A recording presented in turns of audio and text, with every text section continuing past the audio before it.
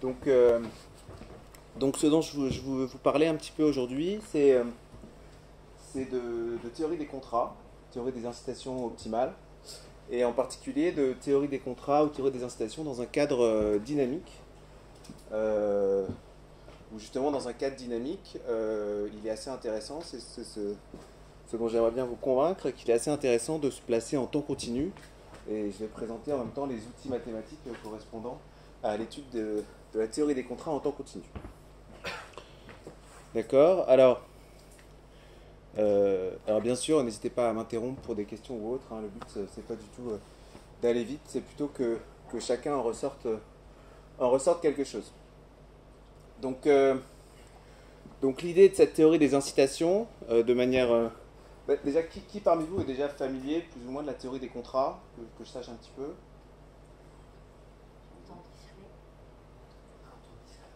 D'accord.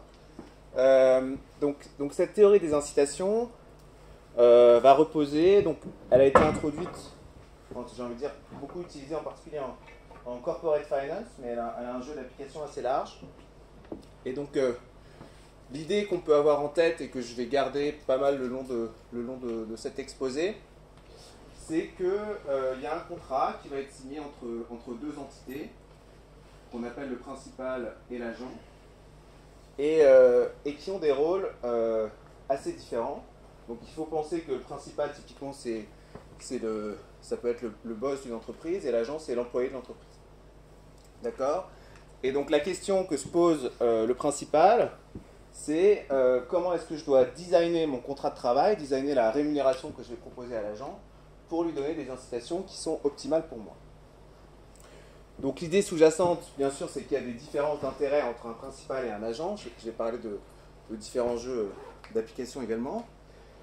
Et puis, ce qui va être assez fondamental dans cette théorie, c'est de savoir quelle quantité d'informations est disponible pour chacune des deux parties, pour le principal et pour l'agent.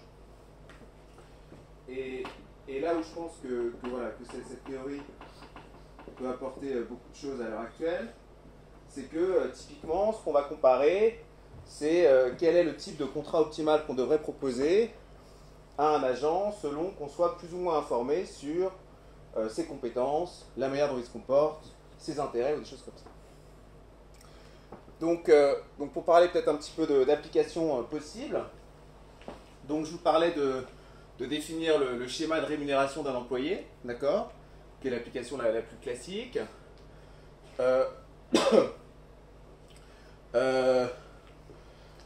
Une autre possibilité dans le secteur bancaire, moi c'est ça qui m'a amené à cette théorie au départ, c'est d'imaginer que le principal va être le régulateur, et puis l'agent va être une banque. Donc bien sûr, chaque banque, chaque institution financière a ses intérêts propres, d'accord? Donc elle optimise ses stratégies d'investissement de façon dynamique pour optimiser son profit ou un autre critère. Et puis à côté de ça, la question pour le régulateur, c'est comment est-ce que je dois encadrer ces choses-là pour faire en sorte que, d'un point de vue global, les choses se passent pas trop mal sur les marchés financiers, sachant que bien sûr, ils ont des intérêts qui sont antinomiques sur cet exemple. D'accord? L'autre exemple qu'on peut avoir en tête, c'est en finance, par exemple, c'est quand on fait de la délégation de fonds. Donc typiquement, l'agent, ce serait un gestionnaire de fonds, d'accord, à qui le principal a confié son argent pour investir. Et donc la question, c'est quel est le schéma de fees qu'il faut mettre en place pour la rémunération de l'agent, donc du gestionnaire de fonds, et puis de la personne qui a placé son argent en fonction de la rentabilité du portefeuille sous-jacent. Comment donner les bonnes incitations, comment encadrer ces choses-là. D'accord. Alors il y a tout un jeu d'applications au secteur de l'assurance, dont je présenterai quelques exemples également, où là il faut imaginer que le principal c'est la compagnie d'assurance, et l'agent c'est un assuré. Et la question c'est, en fonction de ce qu'on sait sur le type de client qu'on a envie de prendre, quel type de contrat on a envie de lui proposer. Donc l'exemple qu'on peut avoir en tête, typiquement, on peut imaginer qu'on a deux types de conducteurs, que je vais pour simplifier appeler le bon conducteur et le mauvais conducteur. D'accord? Alors je suppose que l'agent sait s'il est bon conducteur ou mauvais conducteur, ce qui est bien sûr discutable. Et la question c'est, ben, pour une société d'assurance, quel type de contrat elle a envie de proposer en fonction de plus ou moins la fréquence d'accidents et puis la sévérité des accidents que risque d'avoir justement ce bon conducteur et ce mauvais conducteur. Et donc ce qui apparaît naturellement en appliquant cette théorie, encore une fois j'en parlerai un petit peu dans les exemples, c'est que ce qu'on a envie de faire assez naturellement, c'est de proposer deux types de contrats. Un contrat qui va avoir un premium élevé, donc une prime élevée.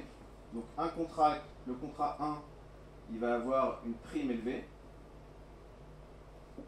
Prime élevée et par contre une franchise faible. D'accord, small deductible. Et puis le deuxième qui va avoir une prime faible et puis une franchise élevée. Typiquement ce qui vous est proposé d'ailleurs quand vous louez une voiture ou des choses comme ça.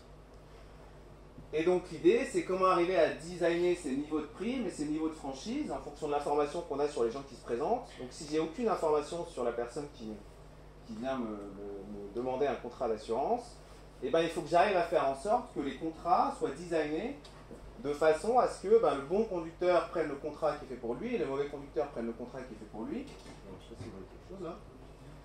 Et donc, bien entendu, le bon conducteur aura intérêt à prendre la prime faible et la franchise élevée, d'accord, parce qu'il considère qu'il aura peu de chances d'avoir un accident. Et inversement, le mauvais conducteur devrait prendre ce type de contrat. S'il est averse au risque. Pardon ? S'il est averse au risque. S'il est averse au risque. S'il est averse au risque. D'ailleurs, je considérerais que des gens averses ou neutres au risque. Ce qui est peut-être peu raisonnable quand on pense aux gestionnaires de fonds. Et donc voilà. Donc la question qu'on se pose, c'est comment designer, comment quantifier la façon dont on doit créer ces contrats. Et puis quand on pense aux choses de façon dynamique, les choses auxquelles on pense, en regardant le modèle français des contrats d'assurance, c'est le système bonus-malus, qui en fonction de notre historique d'accident, notre historique de sinistre, va nous faire changer de classe et va faire évoluer notre ratio prime-franchise en fonction de notre historique.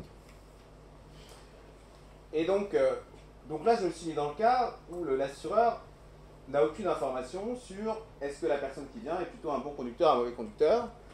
Et dans les différents niveaux d'information disponibles pour le principal, parce que c'est vraiment ça qui va être fondamental ici, en fonction de à quel point il est informé sur les agissements et les caractéristiques de l'agent, on aura différentes solutions à ces problèmes.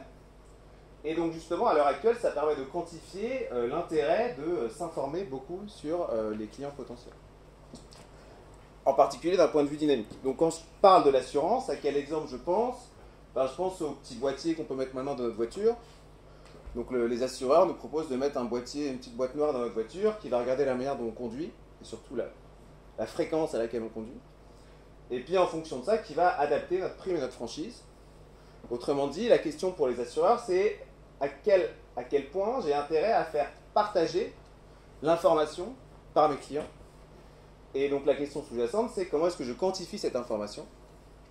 Et ce qui apparaît bien donc, par cette théorie des contrats, puisqu'on va s'intéresser aux différents niveaux d'information que peut avoir le principal, et quel type de contrat il doit proposer en fonction de ces niveaux d'information.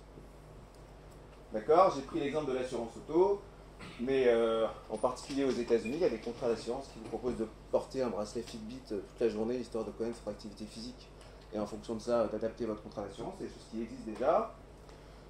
À partir de janvier prochain, en France, n'importe quelle entreprise, si vous acceptez, pourra avoir accès à l'historique de vos comptes bancaires et de vos dépenses bancaires. Donc autrement dit, d'un point de vue... si j'étais un assureur, je pourrais essayer d'inciter mes clients à partager cette information, et puis je verrai la manière dont ils consomment, la manière dont ils vont à la salle de sport, est-ce qu'ils achètent souvent des clopes ou des choses comme ça. D'accord ? Donc il y a vraiment une incitation de partage d'informations, de partage de données, de façon dynamique. C'est là où je pense que la théorie des contrats en version dynamique va prendre son sens également. Sur ces applications, par exemple en assurance. D'accord ? Autre application possible, je pense aux applications à l'électricité. Comment designer ? Alors, Clémence Alasseur était là il y a quelques jours pour vous parler justement de l'ouverture à la concurrence des contrats, comment designer les nouveaux contrats ou des choses comme ça. Eh bien, EDF a mis en place les compteurs Linky, dont on a dû vous parler un petit peu. Et d'ailleurs, pour la petite histoire, donc, hier soir, j'étais en train de péniblement essayer de finir mes slides, et j'ai mon courant qui a sauté une dizaine de fois à peu près chez moi. Et mon explication, c'est qu'ils m'ont installé un compteur Linky il y a une semaine, et je pense que je suis un peu juste en puissance. Donc ils me donnent la bonne incitation à prendre le contrat. Et ça, j'y crois pas mal. Et là où je suis un peu bête, c'est que j'ai aidé Clémence à designer ses contrats. C'est peut-être pas très mal. Mais véridique, c'est ce qui va arriver hier soir. Bon, je suis pas encore sûr de l'interprétation. Donc toujours est-il que dans ces contrats Linky, l'idée c'est de récupérer beaucoup d'informations sur la manière dont consomme les chaque client, et puis les inciter à baisser leur consommation au bon moment pour se faire finalement une réserve d'électricité, lisser les points, des choses comme ça, ce que vous avez bien expliqué. Et j'ai passé un long séjour aux États-Unis, je suis rentré d'ailleurs justement quelques jours, et j'avais des voisins qui sur leur téléphone portable suivaient leur consommation d'électricité. Et donc qui étaient au boulot et qui disaient « Ah, j'ai oublié de couper la clim, hop, j'appelle ma femme. » Donc véridique, je l'ai vu. Donc toujours est-il que bientôt ce ne sera pas nous qui ferons ça, ce seront des robots qui feront ça à la place pour optimiser les choses. Donc autrement dit, voilà, ce côté partage d'informations, quelle est la valeur de l'information qu'on pourrait récolter, qu'est-ce qu'on peut en faire, et comment j'ai intérêt à proposer des contrats en fonction de cette information dont je dispose, ça fait un peu partie des choses dont je vais parler ici en présentant principalement les outils mathématiques sous-jacents à cette théorie des contrats en temps continu. Alors quelques références qui sortent un petit peu du cadre. Deux livres assez fondamentaux sur le sujet et puis des notes de cours dont je me suis pas mal inspiré pour rédiger les premiers slides de cette présentation. Est-ce que vous avez des questions? Alors, quel agenda est-ce qu'on va suivre? Donc, je vais rentrer un petit peu plus en détail sur la théorie des contrats, la vision économique, justement, les différents niveaux d'information qu'on considère entre ce qui est disponible pour le principal et ce qui est disponible pour l'agent. D'accord? Et voir un petit peu comment les choses s'articulent. Puis je vais m'intéresser à des modèles statiques, autrement dit des modèles à une période, pour voir un petit peu ce qui se passe sur ces modèles économiques à une période. J'essaierai d'en tirer quelques interprétations, même si je suis sûr que certains d'entre vous seront bien meilleurs que moi à ce jeu-là. Et puis ensuite, probablement en début d'après-midi ou peut-être en fin de matinée, en fonction de la vitesse à laquelle on avance, j'irai voir les modèles dynamiques. Et pour les modèles dynamiques, je me mettrai en temps continu. Autrement dit, je me mettrai dans le cas où l'agent doit contrôler un processus en temps continu. Donc typiquement, c'est une stratégie d'investissement. Si on pense à un gestionnaire de fonds, c'est une stratégie d'investissement où il choisit la façon dont il investit entre un actif sans risque et un actif risqué, pour simplifier. Et puis donc je verrai un petit peu comment on peut adapter nos outils de contrôle stochastique à cette théorie. D'accord, sachant que l'étude donc, de ces modèles de théorie des contrats en temps continu, donc elle a été initiée il y a une trentaine d'années par Holmstrom et Milgram. D'accord, et puis elle a été vraiment remise au goût du jour il y a une dizaine d'années par Sannikov, qui a donné un cadre en temps continu qui fait bien les choses. Et puis depuis 4-5 ans, en mathématiques, on a commencé à faire pas mal de choses proprement, et puis à dériver une méthodologie qui peut s'appliquer de manière générique à ces problèmes. C'est ça que je veux présenter. D'accord. Et puis Holmstrom a obtenu donc, le prix Nobel d'économie l'année dernière justement pour ce type de travail.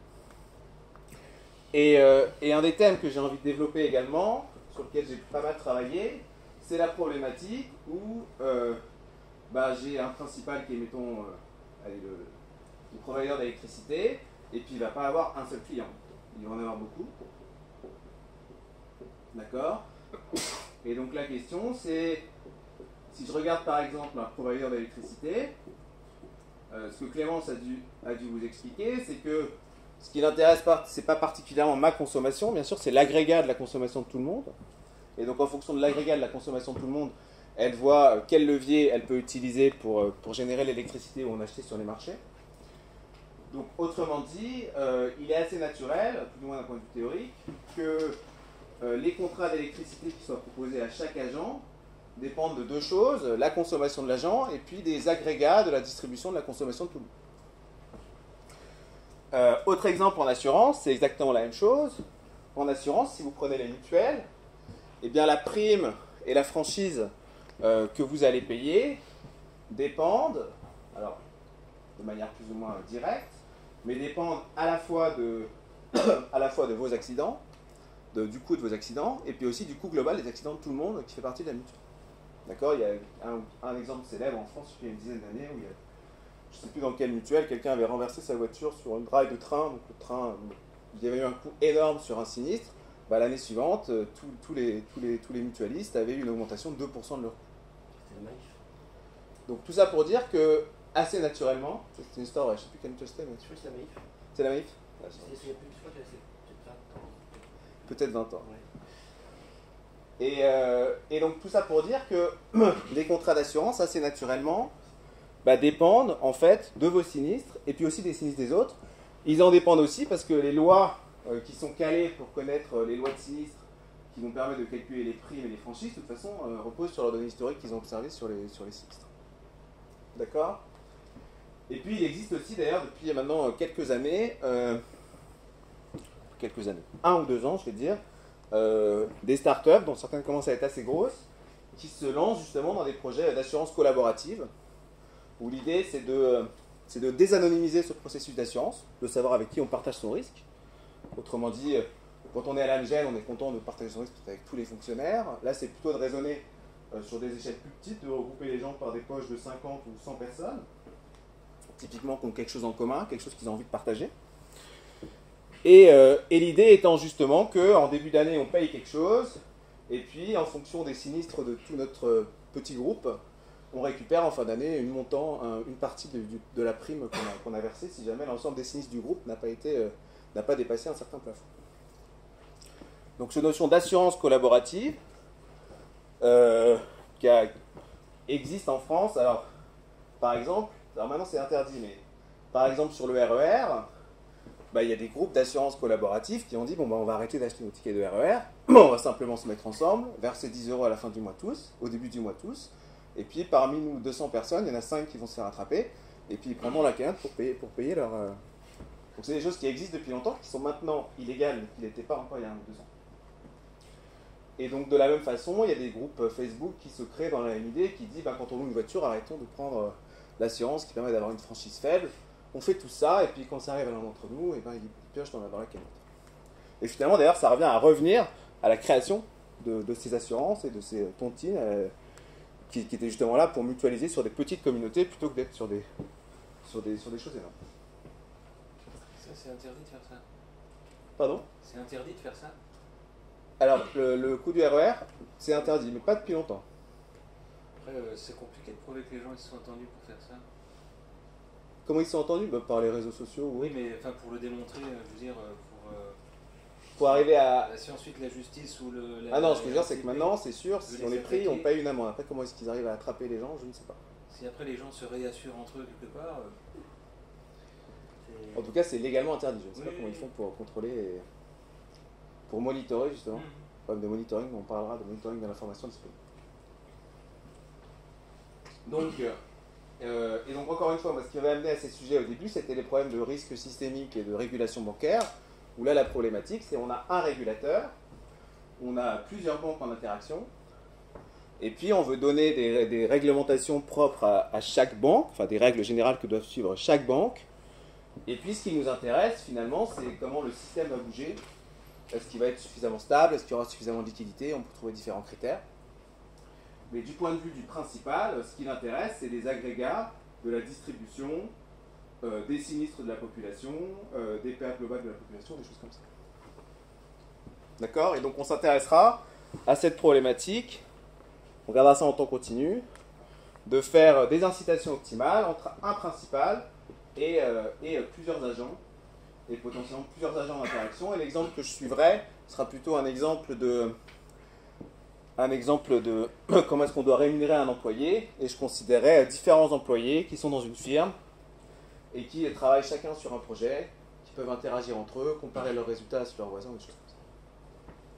Donc tout ça pour dire que le champ d'application est peut être relativement large. Et alors, ce dont on se rend compte assez rapidement, c'est que des agents, il peut y en avoir beaucoup. Et puis même s'il y a déjà qu'une dizaine d'agents, en fait, ça peut être plus facile pour résoudre ces problèmes, quand on maîtrise un petit peu les outils mathématiques sous-jacents, de faire comme s'il y avait une infinité d'agents. Parce qu'autrement dit, ce qui va nous intéresser, plus ou moins, comme je vous disais, c'est des agrégats de la distribution de caractéristiques de cette population. Autrement dit,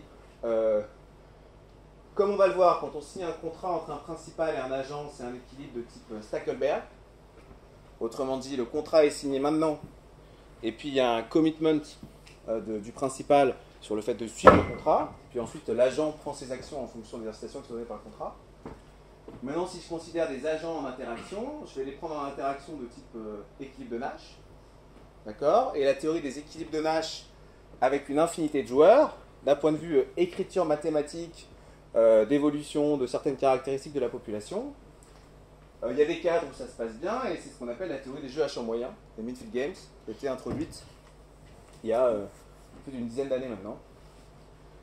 Et donc je verrai comment est-ce qu'on peut mixer ce problème principal et puis agent en interaction type jeu à champ moyen. Et ce à quoi ça aboutit.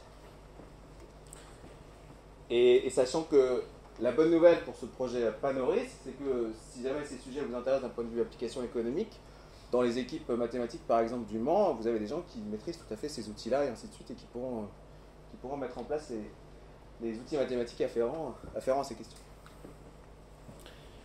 Donc voilà un petit peu le programme.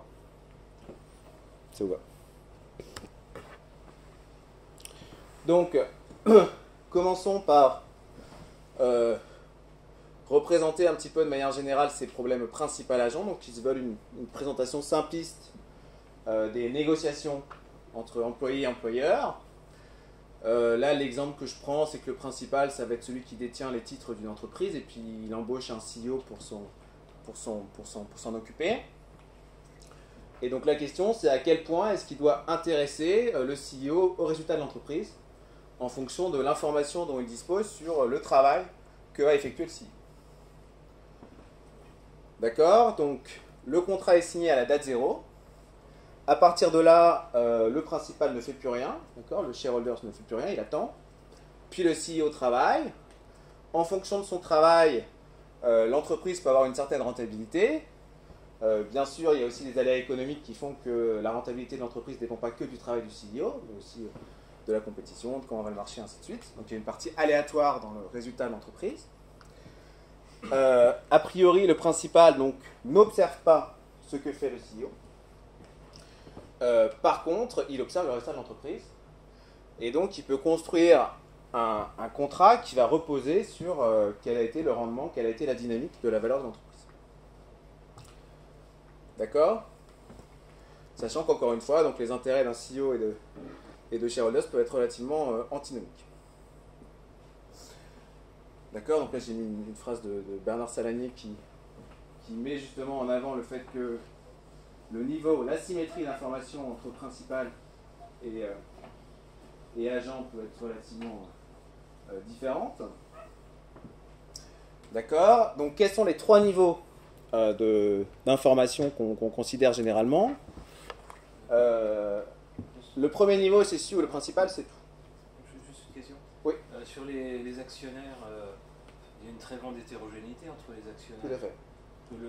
L'actionnaire majoritaire, etc., qui sera le dirigeant de fait de la société, il va avoir un niveau d'information extrêmement élevé, tandis que celui qui a juste une action, enfin le retraité qui a juste un petit portefeuille, il a une information très... Mais il n'a pas de pouvoir décisionnaire finalement, sur le retraité qui a une action. Donc ce qui est important en effet, c'est ceux qui détiennent plus de 50% des actions. Et alors, ils sont informés sur le secteur, mais ils sont peu informés sur à quel point est-ce que, comment a travaillé le CEO, des choses comme ça. Mais alors justement, l'intérêt de regarder ces contrats en fonction de la quantité d'informations que détiennent typiquement les shareholders, c'est de se dire, est-ce que j'ai intérêt à monitorer la façon dont le CEO a travaillé? Un exemple, c'est aux États-Unis, les résultats des entreprises doivent être audités en France aussi, par un auditeur indépendant, mais ça c'est une manière de monitorer le fait que dans les résultats qui sont fournis, ils sont relativement crédibles. Un actionnaire important peut se faire nommer un poste de direction pour avoir plus d'informations. Il pourrait, mais généralement, son intérêt, c'est plutôt de pas trop travailler, d'avoir un investissement qui rapporte, et puis d'en faire d'autres à côté. Enfin, à sa place. Donc, autrement dit, son but, c'est pas d'être opérationnel. Son but, c'est d'avoir placé son argent, que ce soit rentable, et puis de sortir quand il sort. Je n'ai pas dit que c'était une bonne chose, mais ça veut quoi, mais c'est comme ça que ça se passe. Donc, toujours est-il que le premier niveau à laquelle on étudie ces contrats, qu'on appelle first best, donc à chaque fois on raisonne first best, second best ou third best, c'est du point de vue du principal, en fonction de l'information dont il dispose. Donc le first best, c'est le cas où le principal sait tout. Il observe tout, il sait exactement ce que l'agent va faire. Et qu'est-ce que ça veut dire sur le fait qu'il sait exactement quelles vont être les actions de l'agent? Ça veut dire qu'il peut designer un contrat qui va dépendre de ses actions. Donc autrement dit, comme les actions sont observées par le principal, il peut les contractualiser. D'accord? Et alors, pour résoudre ce type de problème, ce qui se passe, c'est que le principal, donc dans la problématique classique, que je vais formaliser un petit peu plus après, le principal doit choisir, on va dire, la rémunération, doit choisir le type de rémunération, cet exemple. D'accord? Et puis l'agent doit choisir le niveau d'effort au travail.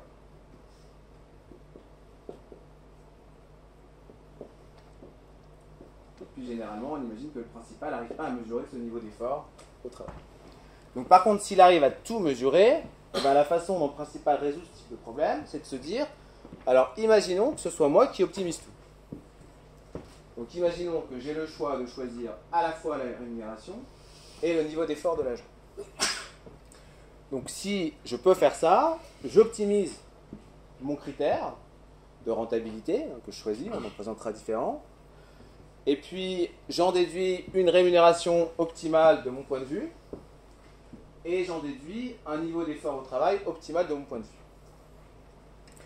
Alors, bien entendu, il y a un petit garde-fou à cette optimisation, c'est que, ce dont je n'ai pas encore parlé, c'est que il faut quand même que l'agent signe le contrat. Autrement dit, pour que l'agent signe le contrat, il faut qu'il ait quand même une certaine satisfaction, qu'on appelle utilité de réservation, qui représente la satisfaction minimale à partir de laquelle il est prêt à aller travailler pour cet employeur. D'accord?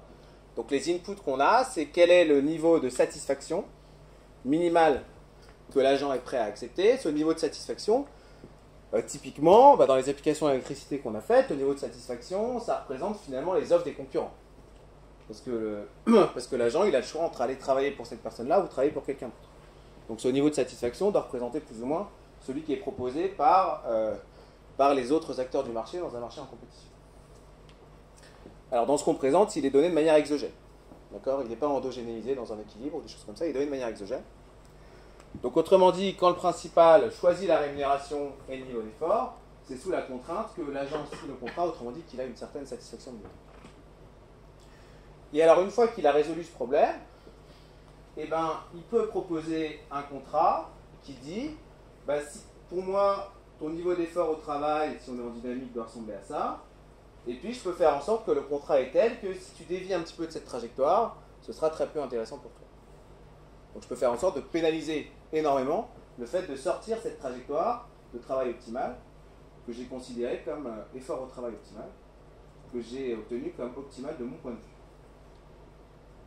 Donc autrement dit, une fois que le principal a résolu ce problème d'optimisation où il choisit à la fois le niveau d'effort au travail et la rémunération, en fait il peut construire un contrat qui propose cette rémunération et qui force l'agent à se comporter de cette façon.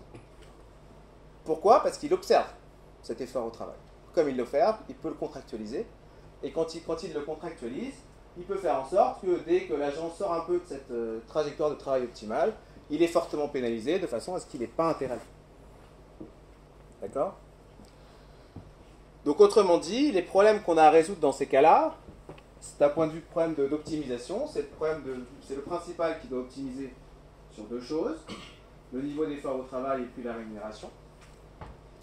Et puis le résultat de cette chose-là dit de quelle manière est-ce qu'il va y avoir un partage des risques, finalement, entre le principal et l'agent. Donc autrement dit, si on pense à la rémunération d'un employé, à quel point il va être intéressé à la rentabilité de l'entreprise, Et donc, comment va être le partage des risques sur la rentabilité future de l'entreprise entre l'employeur et puis l'employé ou chacun des employés.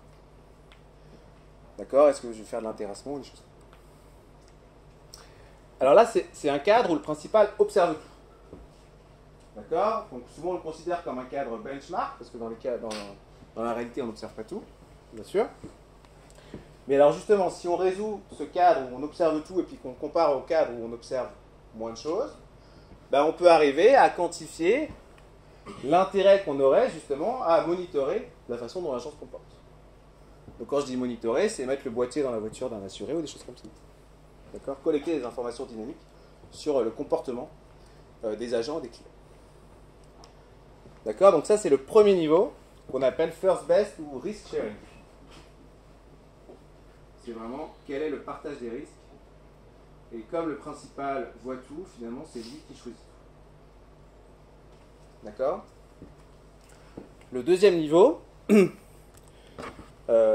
second best, qu'on appelle aléa moral ou moral hazard. Ben là l'idée c'est qu'il y a certaines actions de l'agent qui sont cachées du point de vue du principal. Donc autrement dit, le principal n'observe pas tout, il en observe une partie. D'accord? Peut-être que l'assuré a déclaré un sinistre qui en fait n'était pas vrai, mais je ne sais pas. Ok? Et donc à ce moment-là, c'est principalement sur cette partie d'aléa moral que je vais présenter aujourd'hui. Et alors dans ce cas-là, comment est-ce qu'on résout ce type de problème? Eh bien, ce qui est important, c'est d'arriver à comprendre, pour un type de contrat donné, comment l'agent va réagir. Puis une fois qu'on a compris comment l'agent va réagir pour un type de contrat donné, eh ben on peut plugger cette fonction de réponse dans le problème du principal et s'attaquer au problème du principal. Je ne vais pas spécialement rentrer en détail parce que je le ferai sur les exemples. D'accord? Donc dans ce cas-là, le principal choisit la rémunération, l'agent choisit l'action, d'accord, qui doit être optimale par rapport à son critère. Et puis, si on compare ça au cas précédent, on peut voir un petit peu l'intérêt justement de monitorer les actions de l'agent. D'accord? Tel que auditer les entreprises, des choses comme ça. Et puis, le troisième niveau, qui est généralement considéré, qu'on appelle l'anti-sélection, ben là, potentiellement, j'ai également de l'aléa morale, autrement dit, je ne vais pas parfaitement observer ce que fait l'agent, mais surtout, je ne connais pas parfaitement ses caractéristiques. Parce que ce que j'ai supposé jusqu'à maintenant, c'est que le principal connaissait parfaitement la capacité de travail de l'agent, quel était son critère d'optimisation, donc quel était le coût du travail sous-jacent, des choses comme ça. Donc les cas d'anti-sélection, c'est typiquement, j'ai un bon conducteur, un mauvais conducteur, je ne sais pas which is which. Je connais la distribution sur la population, quand il y a les données que j'ai, mais la personne que j'ai en face de moi, je ne sais pas si je peux la ranger dans telle ou telle catégorie. D'accord? Et si je ne sais pas ex ante quelles sont les caractéristiques de l'agent, typiquement bon conducteur, mauvais conducteur, et ben la solution optimale, que j'ai un petit peu présentée d'ailleurs tout à l'heure, c'est de proposer un menu de contrat. Autrement dit, si j'ai deux types d'agents possibles, bon conducteur, mauvais conducteur, la solution optimale, ça va être de proposer deux types de contrats, un qui sera dédié à un type d'agent, l'autre qui sera dédié à l'autre type d'agent, qui soit construit de manière à ce que l'agent ait intérêt, soit forcé à se révéler. Autrement dit, en choisissant parmi les deux contrats qui lui sont proposés, l'agent va révéler son type. D'accord? Ce qu'on appelle le principe de révélation. Et puis, donc là, la problématique d'optimisation qui est plus complexe, donc j'en parlerai un petit peu, et même en temps continu, il y a des choses qu'on ne sait pas encore bien faire là-dessus, c'est qu'on a des problèmes. Donc cette fois-ci, on ne doit pas construire un contrat, on doit en construire deux, si j'ai deux types d'agents, ou une infinité, si j'ai un indicateur qui me caractérise mes agents. D'accord? Par exemple, on peut avoir des agents avec différentes aversions au risque. Et la résolution de ces problèmes, comme je vous le disais, est possible en proposant plusieurs contrats, et la construction de ces contrats est plus complexe. Donc par contre, si on arrive à faire ça, encore une fois, et qu'on compare au cas précédent, où on a seulement de l'aléa morale, ou alors même on est totalement informé, on arrive à voir quel est l'intérêt d'investir dans le fait de savoir un petit peu plus précisément, a priori, quelles sont les caractéristiques de cet assuré. Est-il a priori plutôt un bon conducteur, un mauvais conducteur? D'accord? Donc typiquement, si au lieu de l'accueillir dans un bureau, je le fais connecter sur un site web, je récupère plein d'informations sur lui, ainsi de suite, et je peux essayer de le ranger dans une case, et je vois l'intérêt que ça peut m'apporter en comparant au cas où j'ai vraiment très peu d'informations sur la typologie de l'agent considéré. Donc il y a ces trois niveaux d'information qui vont nous donner trois typologies de contrats différents, contrats optimaux du point de vue du principal. Alors, regardons un petit peu un modèle statique que j'ai voulu simple pour qu'on voit un petit peu ce qui se passe. Je vais le mettre au tableau histoire de le garder. Pour voir un petit peu comment on peut résoudre ces problèmes dans un cas statique et puis à quoi ressemblent typiquement les rémunérations proposées. Dans les cas, je me suis centré principalement sur le first best et le second best, donc quand il y a aléa morale ou pas aléa morale. Je n'ai pas parlé beaucoup d'antisélection dans cette partie. Donc, on va se mettre dans un cadre ici où le principal est risque neutre, d'accord, et l'agent est averse au risque. Donc, principal risque neutre, encore une fois, quand on pense à un assureur, par la loi des grands nombres, comme il a beaucoup d'assurés, il diversifie son risque, donc ça peut être plus ou moins raisonnable de considérer risque neutre. J'ai d'autres exemples après où il n'est pas risque neutre. D'accord? Donc là, le contrat ressemble à quoi? C'est un paiement terminal qui va être donné du principal à l'agent. D'accord? Donc si c'est un contrat d'électricité, bon, on peut imaginer. Alors, c'est pas forcément un paiement. Ça peut prendre différentes formes. Et donc, si l'agent signe le contrat, et je vais lui dire, voilà, ce projet, cette boîte, c'est toi qui t'en occupes. Et puis, tu vas mettre un effort. Et tu vas voir, et puis après, l'agent va se demander quel effort je vais mettre pour essayer de faire en sorte que ce projet ait des bons résultats. Donc, pour faire un modèle simple, c'est un modèle type A binomial. Il y a deux actions possibles pour l'agent. Si A égale 0, ça veut dire qu'il ne travaille pas, il travaille peu. Si A égale 1, ça veut dire qu'il travaille beaucoup. Et puis, quand on regarde la rentabilité du projet, le projet, il y a une certaine valeur à la date 0. Et puis à la date 1, il peut avoir deux valeurs, la valeur haute x up et la valeur basse x down. Et puis en fonction du travail de l'agent, ce qui va changer, c'est la distribution de cette variable aléatoire binomiale. Autrement dit, ce qui va changer, c'est est-ce que le projet a une forte probabilité de finir dans un état up, ou plutôt une forte probabilité de finir dans un état down. D'accord ? Donc quand il fait peu d'efforts, eh bien la probabilité que x va être x up, c'est pi 0. Et puis quand il fait un effort, la probabilité que x va être x up, c'est pi 1, c'est pi 1. D'accord? Et puis l'idée, bien sûr, c'est que pi 1 est plus grand que pi 0. D'accord? Plus il fait d'efforts, plus il y a de chances que le projet termine dans l'état up. D'accord? Par contre, c'est pas assuré. D'accord? Si jamais c'était assuré, vous voyez bien que si le principal observe la rentabilité de l'entreprise, il observe directement les actions de l'agent. D'accord? Donc il y a une part d'aléa dans la rentabilité. Et donc, quand on est en aléa moral, ça veut dire que le contrat peut reposer sur la rentabilité grand X, la valeur grand X du projet, à la date 1, mais ne peut pas reposer sur l'action. Il ne sera pas observé. Alors, comment est-ce qu'on résout ce type de problème? Alors d'abord, posons les choses un petit peu plus proprement. Donc, ce que doit choisir le principal, c'est la façon dont il rémunère l'agent. Bon, il y a deux possibilités.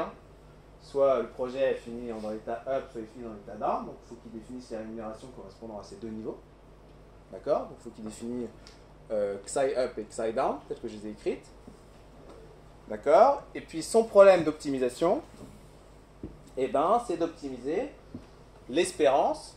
Donc, j'ai dit qu'il était neutre au risque, donc j'ai pas mis de fonction d'utilité. L'espérance de ce qu'il aura à la date 1. Et ce qu'il aura à la date 1, c'est la valeur du projet, la valeur de la boîte, qui lui appartient toujours, moins la rémunération qu'il a versée. Donc, autrement dit, il doit maximiser l'espérance de X moins le paiement en XA de X. D'accord? Alors, par contre, cette espérance, a priori, il ne sait pas sous quelle probabilité il doit la prendre, il ne sait pas quelle est la distribution sous-jacente à x, puisqu'il y a deux distributions possibles, celle de π0 et celle de π1, dépendant du niveau d'effort. Et donc cette distribution, savoir ici si j'aurai π0 ou π1, c'est ce qui est décidé par l'agent. Donc l'agent, lui, il décide si oui ou non il travaille, a égale 0 ou a égale 1. Et puis, en fonction de ça, il a un coût associé. D'accord? J'ai fixé le coût nul quand il ne travaille pas, et puis le coût égal à k1 quand il travaille. Ce qui est intéressant, c'est la différence des coûts, de toute façon. Et puis son problème d'optimisation, j'ai supposé qu'il avait un problème d'optimisation avec utilité séparable. Autrement dit, ce qu'il doit maximiser, ça c'est sa fonction d'utilité. D'accord, croissante concave, enfin, il inverse le risque, croissante concave comme d'habitude. Et donc, l'utilité qu'il va recevoir du fait de toucher à la date 1 la rémunération prévue selon l'état dans lequel est l'entreprise, l'état up ou l'état down, moins le coût associé à l'effort qu'il a fourni. D'accord? Donc, naturellement, le principal va optimiser sur Xi, et puis l'agent va optimiser sur A, les actions, quand on est dans le cas d'aléa moral. Et puis, comme je vous disais, pour éviter l'esclavage, il faut bien donner une utilité de réservation à l'agent, qui ne va pas être prêt à signer le contrat sous n'importe quelle condition. Et donc, cette satisfaction minimale de l'agent, elle est représentée par l'utilité de réservation. Je sais pas comment dire pour ça. Réservation. Hein. Utilité de réservation que je vais prendre égale à 0 pour simplifier les choses. Donc ça veut dire qu'il n'acceptera pas un contrat qui est tel que, quand il optimise sur A cette chose-là, ça lui donne quelque chose qui est négatif. Et donc je vous disais, cette unité de réservation, ça représente finalement ces outside options. D'accord? Ce qui peut toucher si finalement il ne top pas avec cette entreprise mais avec une autre. Et puis, elle représente aussi de manière très simplifiée la négociation finalement entre l'agent et le principal. Ok? Et donc elle est prise de manière exogène. Et à terme, ça fait partie des choses que j'aimerais bien réussir à endogénéiser, mais je n'y suis pas encore. Donc, on est au clair sur les problèmes du principal et de l'agent. Peut-être je note, comme ça je l'aurai sous les yeux.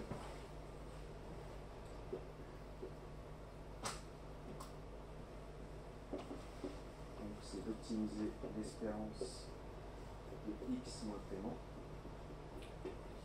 Et puis pour l'agent,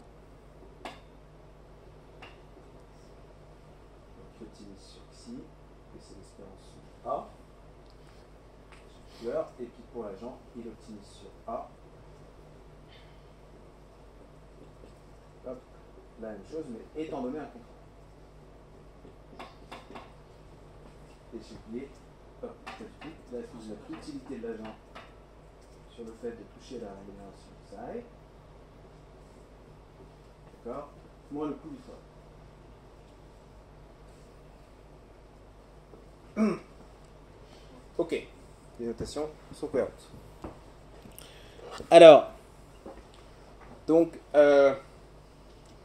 quels vont être les contrats admissibles? Autrement dit, quels sont les contrats qu'on va pouvoir considérer dans cette optimisation du point de vue du principal? Eh bien, il y a deux types de conditions qui vont arriver sur ces contrats. La première, comme je vous disais, c'est le fait que l'agent va bien signer le contrat. Pour que l'agent signe le contrat, il faut que la satisfaction mesurée à la date 0 de ce qu'il obtient à partir de ce contrat soit plus grande que son utilité de réservation que j'ai mis égale à 0. D'accord? Donc d'un point de vue mathématique, ça prend simplement la proba que ça monte, alors c'est s'il travaille, là j'ai marqué où il travaille, s'il travaille, la proba que ça monte multipliée par l'utilité qu'il a quand il a le salaire haut, plus la proba que ça descende multipliée par l'utilité qu'il a quand il a le salaire bas, moins le coût du fait d'avoir travaillé, d'accord, là c'est dans le cas où il va travailler, doit être positif. C'est ce qu'on appelle la contrainte de participation. Et typiquement, dans la plupart des cas, ces contraintes de participation vont être saturées dans les problèmes d'optimisation. Autrement dit, l'agent récupérera exactement son utilité de réservation, sa satisfaction. On discutera un petit peu les cas où ce n'est pas, les fois où ce n'est pas le cas. Généralement, c'est le cas. Et puis, l'autre contrainte, c'est la contrainte d'incentive compatibility. Et donc là, si je mets dans le cas où le principal a envie que l'agent travaille, d'accord, sachant qu'il faut regarder les deux cas, donc si l'agent travaille, la rémunération du principal, elle est écrite ici, la satisfaction du principal elle est écrite ici. Et puis si je veux être sûr que l'agent travaille, eh ben, il faut que la satisfaction qu'il a quand il travaille soit supérieure à la satisfaction qu'il a quand il ne travaille pas, tout simplement. D'accord? Donc ça, c'est la contrainte qui permet d'être compatible avec les incitations pour l'agent, faire en sorte qu'il fait bien ce qu'on veut. Là, j'ai écrit le cas où on veut qu'il travaille. Et là, c'est la contrainte qui dit qu'il va bien signer le contrat. Donc c'est ces deux types de contraintes qui vont apparaître dans les problèmes d'optimisation pour le principe. On trouverait quoi si on les appliquait pas, ces contraintes? Alors, si j'appliquais pas celle-là... Parce qu'on peut résoudre sans les poser, puis après vérifier que ça marche. Alors, si j'applique... Alors, d'accord. Alors, il y a des cas où celle-là sera automatiquement satisfaite, d'ailleurs. Je reviendrai dessus. Celle-là, si vous ne la posez pas, vous êtes en train de dire, je veux embaucher quelqu'un, je veux qu'il travaille le plus et je veux le payer le moins, et je n'ai pas de contrainte sur ce que je le paye. Satisfaction. Donc, autrement dit, vous allez tomber dans un cas dégénéré où vous payez... puis on peut même payer des montants négatifs, j'en reparlerai.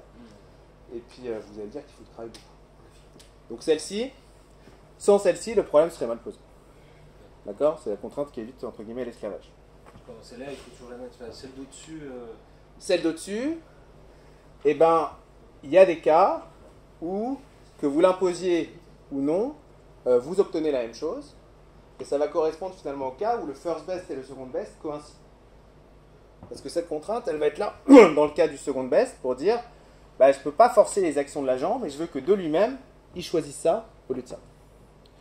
Et c'est possible en effet qu'en résolvant le problème où vous ne rajoutez pas cette contrainte, elle soit automatiquement satisfaite, ce qui vient à dire finalement que le monitoring de l'agent ne m'apporte rien, schématiquement. Est-ce qu'il y a d'autres questions? J'ai de vagues souvenirs. Je sais qu'il y a... notamment la première, là, elles sont pas suivant le type de problème, elles ne sont pas toujours évidentes à poser. Hein, pas du tout. Ces contraintes. Je vais en parler. Celle-là, dans ce cadre de période, ainsi de suite, elle est très facile à poser. Dans le cas général, elles sont affreuses à gérer. Celle de participation, bon, elle est un peu évidente, mais l'autre... Non, celle-là, elle est embêtante. Et généralement, on la remplace, justement, j'en parlerai, par une contrainte de premier ordre. Sur l'optimisation en A, quand j'ai un A qui est par exemple entre 0 et 1. Pour simplifier les choses. Dans l'approche en temps continu, on a un truc qui se tient. Et puis on peut aussi avoir des problèmes où ici j'ai plusieurs optimiseurs. Là j'ai deux optimiseurs. Je peux avoir plusieurs optimiseurs, il faut en choisir un. Et d'ailleurs quand ça arrive, ça c'est quelque chose qui est peut-être important à dire, parce qu'on va se dire que toutes les contraintes satisfaites c'est un petit peu bizarre. Mais ce qui est fait généralement dans la théorie, ce qui est discutable peut-être, c'est de dire que si jamais l'agent va être indifférent entre deux actions, typiquement il obtiendra la même chose qu'il fasse ça ou qu'il fasse ça, il va choisir ce qui arrange le principal. D'accord? Donc dans tout ce que je présente, il y a ça qui est en sous-jacent. Quand l'agent est indifférent, il choisit ce qui est le mieux pour le principal. On peut imaginer de changer les choses en disant qu'il y a une certaine probabilité de faire ce qu'il arrange ou pas. Mais par défaut, quand l'agent est indifférent, il tire dans la direction du principal. Ok? Donc dans le cas du first best, donc quand le principal voit tout, eh bien... l'idée, donc, c'est que le principal va optimiser, comme je vous disais, à la fois sur le paiement, ça, et puis sur l'action 1. D'accord? Donc là, il y a deux types d'actions différentes. Donc, il suffit de traiter les deux cas séparément. Donc, premier cas, supposons que le principal veuille que l'agent travaille. D'accord? Donc, si le principal veut que l'agent travaille, c'est lui qui va choisir, de toute façon, A. Hein. Donc, mettons qu'il choisisse A égale 1. Après, il lui reste à optimiser sur Xi. Et le problème qu'il aura à résoudre, c'est celui-ci. Donc, la première ligne, c'est simplement la satisfaction du principal vu de la date 0. Et puis la contrainte, c'est la contrainte de participation. Par contre, on n'a pas besoin justement de mettre cette contrainte de compatibilité avec les incitations, puisque c'est le principal qui choisit pour l'agent.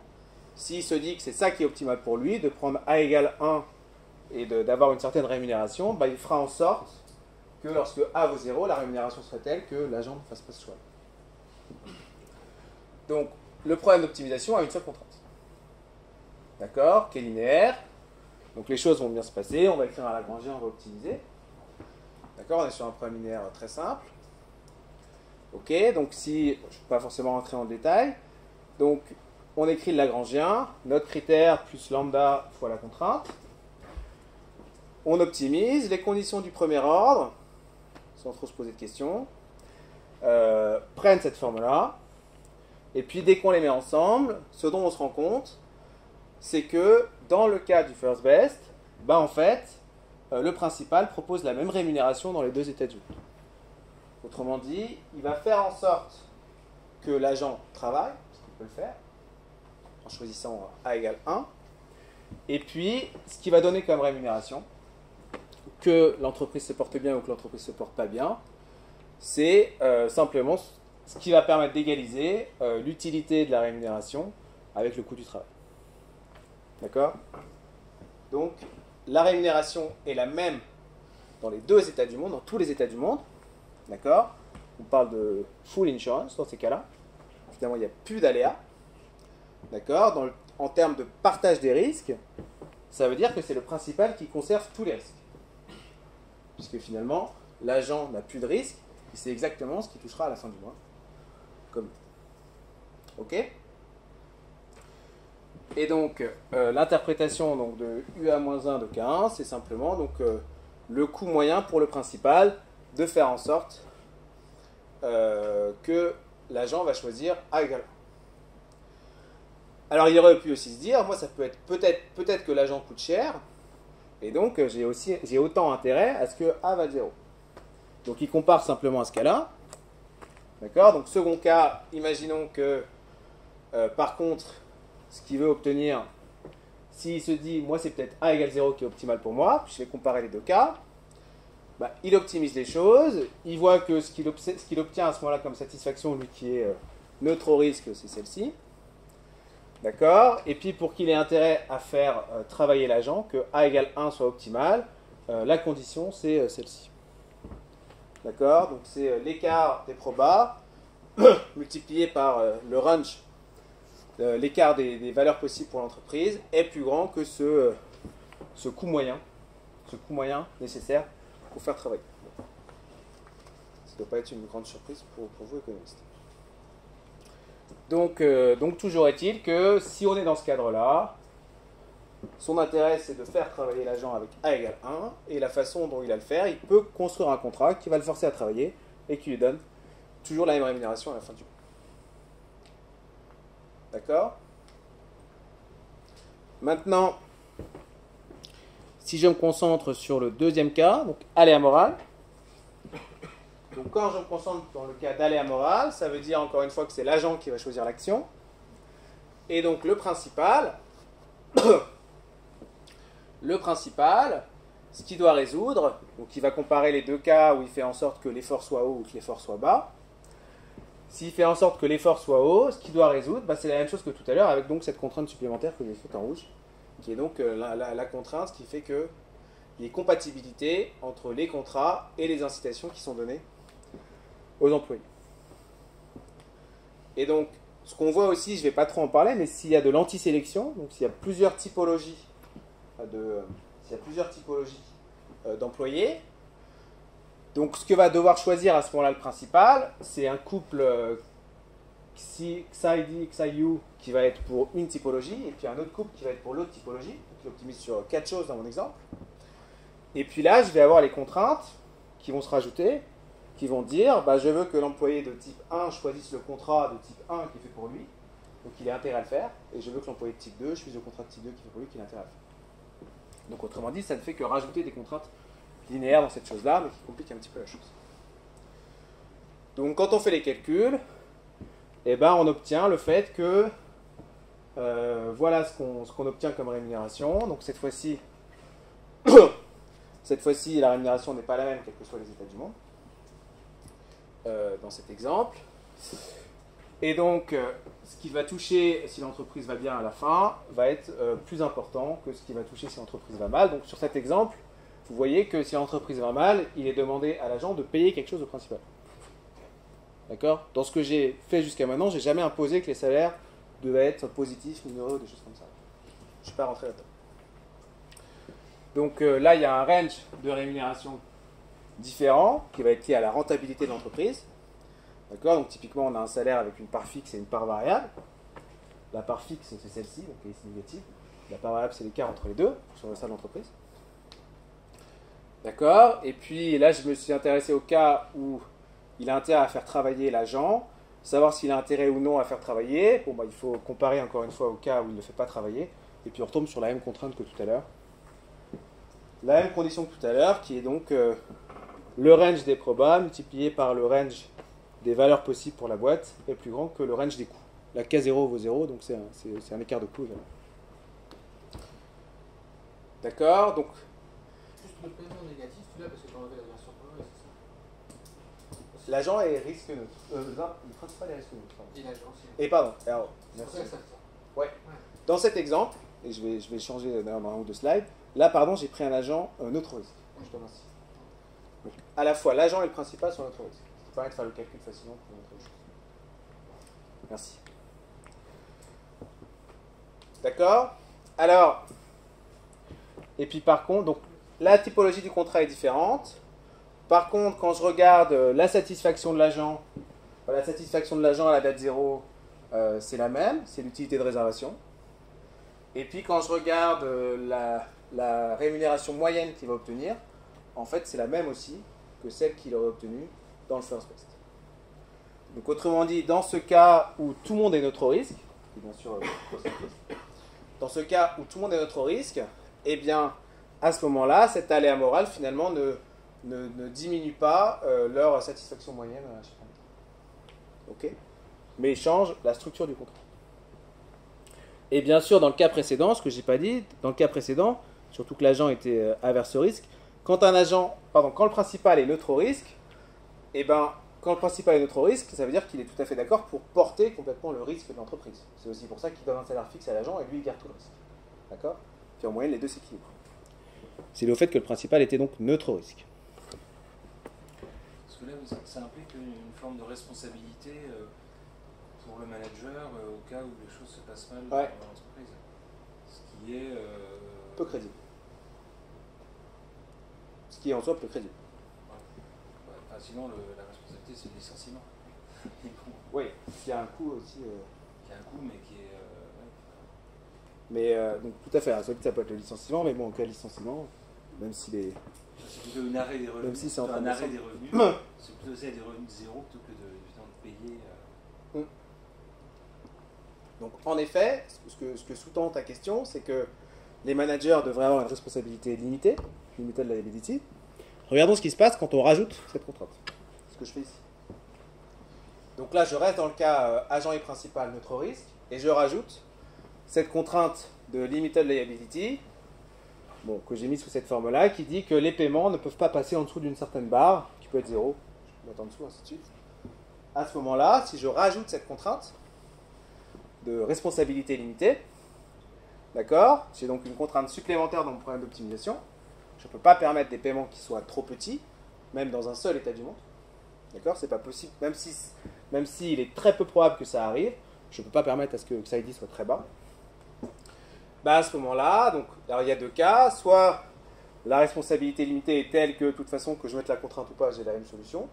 D'accord, donc ça c'est quand cette chose-là est suffisamment petite, ce qui se quantifie de cette manière-là. Donc c'est la même solution avec ou sans limited liability. Et puis si par contre elle est construite justement pour imposer quelque chose, bah, à ce moment-là, quand on résout le problème d'optimisation, ce qui va se passer, c'est que cette contrainte va être binding, va passer en égalité, et celle-là non. D'accord? Donc j'optimise sur deux choses, j'ai 4 contraintes. Alors, l'interprétation, alors construisons le résultat, puis interprétons un petit peu. Et puis le schéma optimal qu'on obtient, c'est bah, si les choses se passent mal, je lui paye le moins que je peux se les payer, qui maintenant est donné par la limited liability, qui ne peut pas être aussi bas que je veux. Et puis si les choses se passent bien, ce qu'on obtient, c'est cette limited liability plus le coût divisé par le range de proba possible entre pi1 et pi0, selon que l'agent travaille ou pas. Et alors ce qui est intéressant dans ces exemples, justement avec limited liability, c'est que ça donne des exemples où l'agent, à la fin, il touche plus que son utilité de réservation. Comme cette contrainte, là c'était R qui valait 0, comme cette contrainte n'est pas satisfaite à la fin, ça veut dire que l'agent va toucher plus que ce pourquoi il aurait été prêt à travailler. D'accord? Mais si on n'a pas ce type de contrainte, et que j'ai seulement de l'aléa morale, la contrainte, elle va toujours être cette surveillance. Par contre, ce limited liability, ça donne un cadre où l'agent il gagne. Ce qui n'est pas surprenant. Mais on quantifie les choses. Et puis, l'utilité, la satisfaction du principal, on peut faire le calcul, elle prend cette forme-là.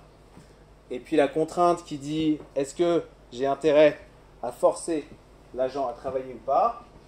Eh bien, elle est plus forte que celle que j'avais avant.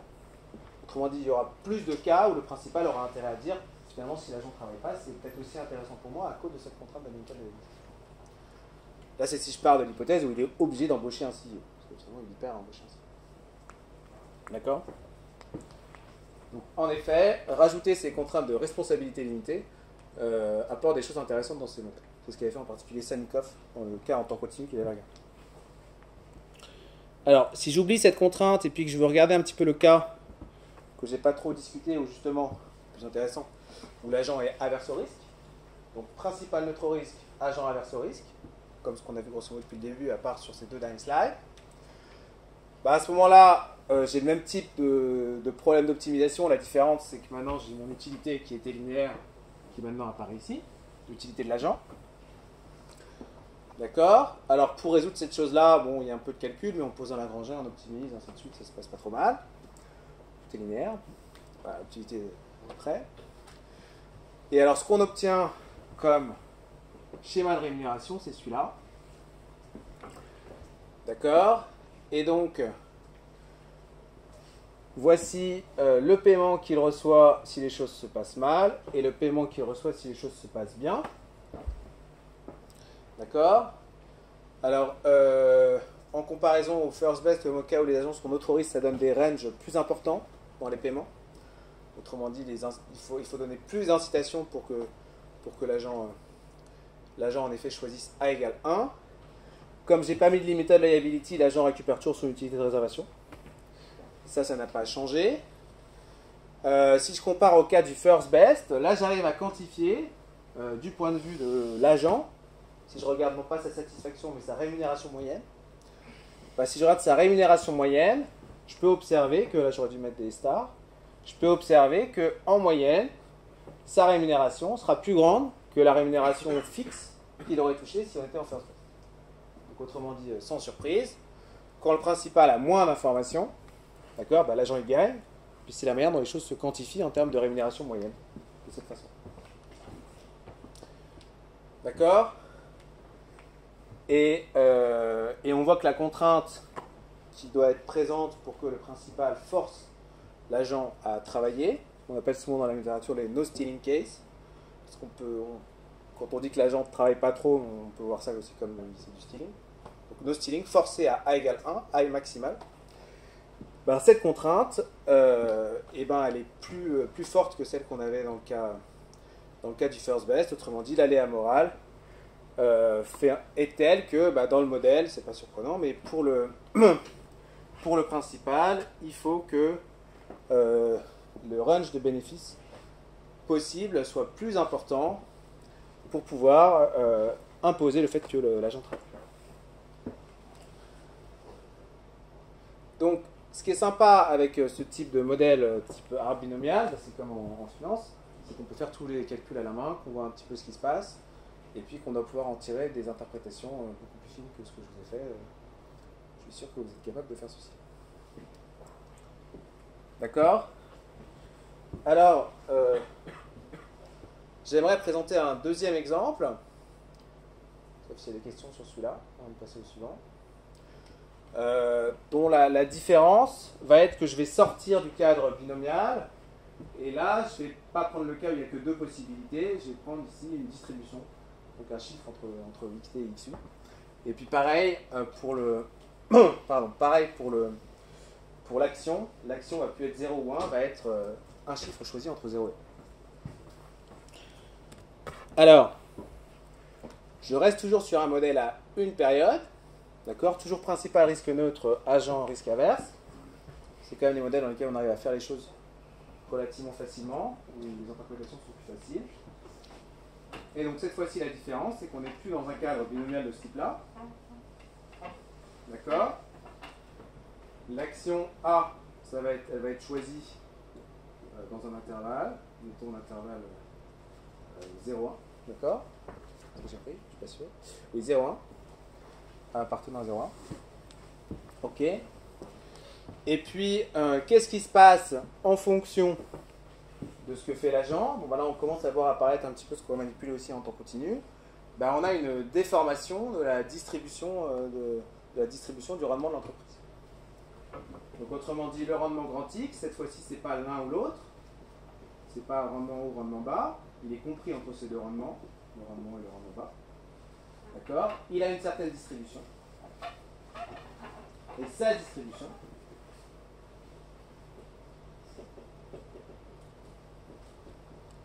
pour une action donnée,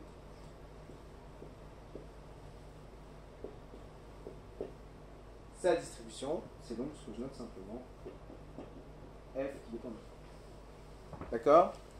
Donc dans le cas précédent, c'était simplement des binomiales, donc un cas particulier de ces distributions. Là, je vais prendre une distribution sur une variable aléatoire à support continu, puis je donnerai de la régularité quand j'en aurai besoin. D'accord? Mais sinon, on est dans un cadre similaire. D'accord? L'agent choisit A. Et puis le principal va choisir le type de rémunération donné. Et puis en fonction de la rémunération, l'agent avec A va changer finalement la distribution du rendement de l'entreprise. Ok? Alors, voyons un petit peu ce qui se passe dans ces modèles. Donc,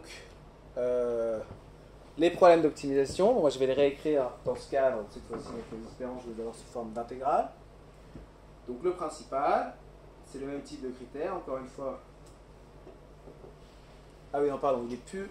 Alors, il sera parfois risque neutre, parfois non, sur cet exemple. De manière générale, je vais écrire les choses quand il ne l'est pas, et puis je passerai, quand j'en aurai besoin, au cas risque neutre pour des interprétations. D'accord? Donc là, excusez-moi, je lui ai mis une utilité, l'utilité du principal.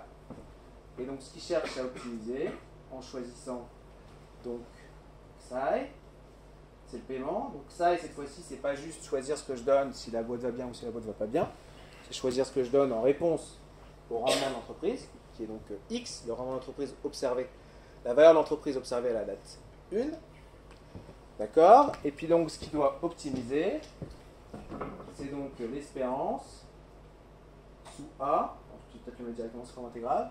C'est l'espérance sous A, qui est donc choisie par l'agent, de l'utilité qu'il récupère du fait d'avoir toujours la boîte, mais d'avoir payé ça à l'agent. Et donc sous forme d'intégrale, sous forme d'intégrale, et bien on récupère simplement l'intégrale sur X de l'utilité du principal, de la valeur de la boîte moins le paiement, multiplié par f de x à x. Ok? Et puis pour l'agent, c'est la même problématique que tout à l'heure. Cette fois-ci, il optimise non pas entre deux possibilités, mais il optimise sur un intervalle. Donc il prend A entre 0 et 1. Et puis ce qu'il cherche à optimiser, c'est cette chose-là. C'est donc la satisfaction moyenne qu'il va récupérer, donc l'utilité de l'agent du fait d'être payé psi à la date terminale, psi fx, multiplié par la densité qu'il aura choisie. D'accord? Dans le cas précédent, c'était pi 0, pi 1, c'est plus général. Et puis moins le coût engendré par le fait de choisir cette densité qui est donc KD. D'accord? J'ai toujours séparabilité dans ce que je présente entre la valeur monétaire et puis le coût du travail. Ok? Et puis là, son utilité de réservation R, que j'ai gardé, je crois que j'ai pas mis, égal à 0 dans cette époque. Donc, encore une fois, même approche, on fait d'abord le first best, puis on se tourne vers le second best. Pour le first best, c'est le principal, encore une fois, qui choisit à la fois la rémunération et les actions. Donc, il doit optimiser sur deux choses, sur Psi et sur A. D'accord? Quel type de contrainte il a? Donc, il optimise son critère. Et puis, la contrainte qu'il a, c'est celle-ci. C'est que l'agent signe une contrainte de participation. Comme on est en first best, il n'a pas de contrainte d'incitation compatible. D'accord? Donc si on essaye de résoudre ça, bon, je n'ai pas trop mis le détail des calculs, j'ai donné quelques résultats. Encore une fois, on fait un Lagrangien. D'accord? Donc le lambda, c'est-à-dire qu'ici, il faut rajouter une parenthèse. Le lambda correspond... Ah non, je l'ai rentré à l'intérieur. Non, il faut rajouter un lambda ici. Oui, c'est ça. Il faut rajouter un lambda ici. Il y a bien l'intégrale Ouais, qui- je l'ai rentré dans l'intégrale, autant pour moi, j'ai oublié le lambda qui était à droite. Je le rajoute. En violet, ça. Ouais, ouais. Donc, il faut rajouter un lambda ici, autant pour moi. Et donc, on optimise. Donc là, on optimise sur xi qui va être une fonction de x. Si on veut faire les choses un petit peu proprement, on fait du principe de variation avec lambda, peu importe. On fait le calcul. Et puis, si on regarde des conditions type premier ordre, en espérant que les choses se passent bien, et ben, quand on met tout ça ensemble, on obtient ce type de contrainte. On obtient ce type de contrainte. Et donc, qu'est-ce que ça nous dit ? Ça nous dit que quel que soit l'état du monde, quelle que soit la rentabilité de l'entreprise, eh ben, il y a quelque chose qui ne va pas bouger, qui doit être fixe. Mon contrat optimal doit être tel que cette chose-là ne dépend pas de x, qui est relié donc à ce coefficient de Lagrange. Et qu'est-ce que c'est que cette chose-là ? Eh ben, c'est le ratio entre les utilités marginales du principal et l'utilité marginale de l'achat. Donc autrement dit, quoi qu'il se passe, en termes de rentabilité de l'entreprise, il faut que ce ratio soit le même dans tous les états du monde. C'est ça qu'on obtient. Ça n'empêche pas que le xis avec une fonction un peu compliquée de tout reste. Pardon, redis pas Ça ça. n'empêche pas que le xis avec une fonction un peu compliquée de x, tout à fait. x et de Tout à fait. tout le reste. Ça n'empêche pas que le xi étoile, en effet, va être une fonction un peu complexe de x et qui va dépendre, grosso modo, de la déformation de f. Comment f se déforme quand a bouge. Je vais détailler un petit peu. Mais en tout cas, un contrat doit naturellement satisfaire ça. Parce qu'évidemment, les fonctions d'utilité ne sont pas les mêmes. Les fonctions d'utilité ne sont pas les mêmes. Alors si je prends le cas où le principal est risque neutre, Oui, ou si c'est la même aversion au risque, bon, on va avoir x moins machin sur xi qui va être égal à un machin constant. Donc là, ça sera un peu plus gentil. bah, si j'ai des utilités exponentielles, je dois pouvoir faire des trucs. Parce que le ratio va bien se comporter. Mais alors si je prends l'exemple où si le principal est risque neutre ici, donc cette chose-là c'est constant, ça vaut 1. D'accord ? Donc autrement dit, ce que j'obtiens, c'est que si le principal est risque neutre, je retrouve ce que j'avais trouvé dans le premier exemple, qui est que U' de A calculé dans psi of x va être constant, quel que soit x. Autrement dit, la rémunération va être constante, quel que soit x. Autrement dit, on touche un salaire fixe, quelle que soit la rentabilité de l'entreprise à la date. D'accord ? Quand le principal est risque neutre, ça vaut 1. Autrement dit, cette chose-là est constante, autrement dit, cette chose-là est constante. D'accord ? Ce qu'on avait observé déjà, encore une fois, on est en first best. Hein, j'ai pas mis d'aller à mort. Ok ? Et donc, qu'est-ce que ça veut dire ? Et ça, on s'y attendait. Ça veut dire que si le principal est neutre au risque, eh ben, le risque, ça ne pose pas de problème. Donc, il est OK pour conserver tout le risque et payer quelque chose de fixe à la fin. C'est pas surprenant, mais on le retrouve dans les calculs. Alors, quand on rajoute les autres pardon, quand je rajoute les autres contraintes du premier ordre que j'ai pas fait et qu'on fait les calculs, voilà ce à quoi on arrive. Alors, j'ai pas détaillé les calculs. Donc, quand on prend un principal risque neutre, et donc ce qu'on obtient de manière générale, c'est ceci. Donc, grand F, bien sûr, c'est la primitive de petit f. D'accord, c'est la cumulative distribution function pour cette densité. Et quand je fais les calculs, j'obtiens que le coût marginal associé à une action A doit se comporter comme l'intégrale de l'utilité marginale liée au salaire. Il n'y a plus de lambda ici, pardon, autant pour moi. Il était là, mais là il a disparu. Multiplié par donc la manière dont la distribution de f se déforme. C'est ça qui va être important. Ok. Et puis, si je prends un principal risque neutre, donc comme je vous disais, si je prends un principal risque neutre, eh ben, il va donner le même paiement quel que soit l'état du monde. Autrement dit, cette chose-là ne dépend plus de x. Autrement dit, je peux le sortir de l'intégrale, c'est ce que je fais ici. Ok. Et puis, c'est ce que je fais ici, pardon. Et puis en faisant le calcul par intégration par partie, on peut avoir ce type de représentation. Donc qu'est-ce qu'on voit ici? On voit que pour un principal risque neutre, eh bien, le coût marginal associé à une action, d'accord, en first best, doit être égal donc, à l'utilité marginale de l'agent correspondant à la rémunération, multiplié par la sensitivité de la manière dont X se déforme quand A bouge. Donc ici, ça prend la sensibilité de l'espérance de X sachant A, donc de X moyen étant donné A. Ce qui va être important, encore une fois, c'est comment F se déforme quand A bouge. Ok? Et donc ça permet d'obtenir l'effort optimal, dans ce cas-là. Et puis quand je replug dans la solution, ce qu'on obtient, c'est que le paiement optimal prend cette forme-là. Donc le paiement optimal qu'on obtient, associé à cet effort optimal qui est caractérisé au-dessus, ça va être l'inverse de l'utilité de l'agent calculé sur le coût de l'effort optimal moins, moins l'utilité de réservation. C'est fait pour que UA de xi star coïncide avec cette chose-là. C'était juste pour vous présenter un petit peu la méthodologie et puis quelles sont les choses qu'on peut obtenir. Je vais détailler un exemple un peu plus tard. Alors maintenant, si je me tourne vers le second best, où je rajoute l'aléa morale, on arrive au problème que vous souleviez tout à l'heure.